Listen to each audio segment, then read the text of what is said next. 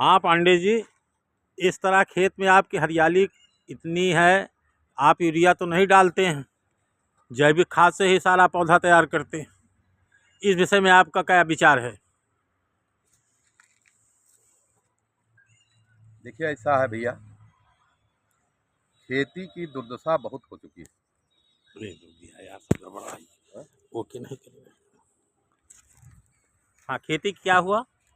खेती की दुर्दशा बहुत हो चुकी है, क्योंकि जब हम होश संभाले हमने देखा कि बस यूरिया, डाया, पोटास और कुछ जानते ही नहीं थे। हमको लगता था कि यही विकल्प है।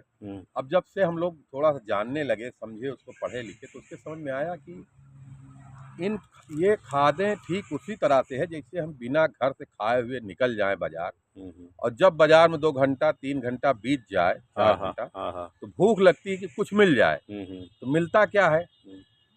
सड़ा सा बिस्कुट, रद्दी सी जो है समोसे, और महीनों की बनी मिठाइयाँ, और वो हमारे लिए अमृत होता है। ठीक उसी तरह से ये जैविक ये जो है बाजारू सारी खादें हो गई।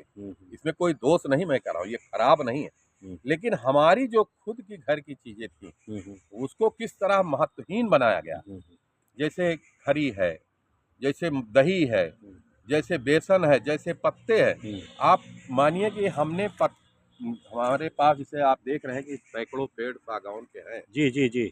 और इन पत्तों को पहले तो मैं एक ही चीज जानता था, जलाना, जो कि जलाना 4-5 साल से हमने बंद कर दिया। जी जी जी। इन पत्तों को कलेक्शन करता हूँ, इनके ऊपर गोबर की खाद रखता हूँ, और 4 महीने 90 दिन बाद ये स्वतः जो है गोबर की खाद बन जाते हैं, और वो खाद अमूल्य होती है।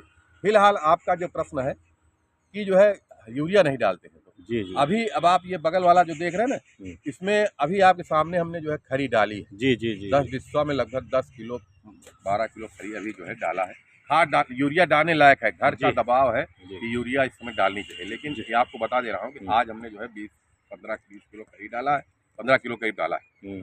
और ये हमारा सोच है कि अगले हफ्ते, क्योंकि एक हमने 2 किलो दही तांबे के बर्तन में रख दिया है, और 10 दिन उसको पड़ा रहेगा। उसके बाद उसको जो है छिड़काव करेंगे। ये पढ़ा है हमने, कहीं पढ़ा, वो यूरिया काम करेगा। तो 2 बातें हैं, एक तो उसका परीक्षण भी होगा कि यूरिया काम करेगा कि नहीं, और जो हमारी बनाई खुद की, जैसे कहा ना कि हमने खरी डाला है, हमने खरी डाला 2 बार, एक बार बोते समय डाल दिया था, एक अभी डाल दिया है। और अभी भी गेहूं के फसल के ऊपर आप फसल वो देखिए हमारी, कि किसी भी तरह से हरियाली की कमी नहीं है। कि जब पीलापन चढ़ता है, नाइट्रोजन, असली बात यह है, नाइट्रोजन की खाद यूरिया का जो हमने पढ़ा कि 46 ऑलरेडी 50 किलो की बोरिया में आपको 23 किलो ही मिलता है नाइट्रोजन। उस 23 किलो का 10% आपके जमीन में आपकी फसल के लिए मिलता है, बाकी सब गायब करता है। तो अब कल्पना करिए कि जितना आप 100 रुपए की 300 की यूरिया लाए, तो 30 रुपए की यूरिया आपके पेड़ में लगती है, बाकी सब बाजार के हवाले। तो मैं यही कहूँगा कि सबके लिए कहूँ कि अपनी जो घरेलू चीजें हैं, जैसे गोबर है, जैसे घर का बचा खाना है, जैसे जो भी कुछ है, उसको कलेक्ट करिए, महीना 2 महीने, जो अलग अलग तमाम तरीके से उसको कलेक्ट करिए, उसको गोबर खाद बनाइए, उस खाद को अपने खेत में डालिए, और देखिए फिर उसका चमत्कार क्या होता है। लेकिन आपके कुछ मित्र हैं, कहते हैं कि यूरिया से गंध आती है, वो देसी खाद गोबर से गंध आती है, खरी से गंध आती है। या आपके कुछ मित्रगण ऐसा बोलते हैं? वो ऐसा है, जिनको गंध आती है वो बाजार जाते हैं, वो 100 ग्राम खरीदते हैं, वो अच्छी चीज देते हैं। गाय का दूध जो है जहाँ से निकलता है, उसी के बगल क्या होता है, वो हाथ धोने, जो गोबर जो दूध दूहता है, कैसे दूहता है, किसान हम हैं।